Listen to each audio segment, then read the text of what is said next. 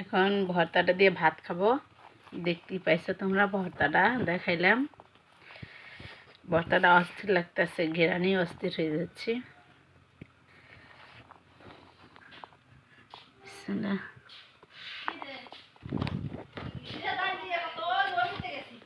অসাধারণ।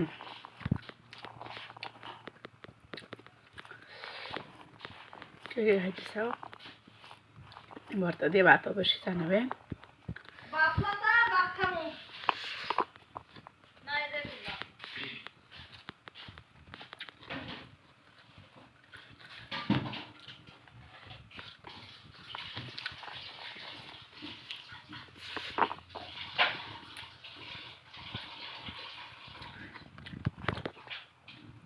সেই স্বাদ লাগতেছে।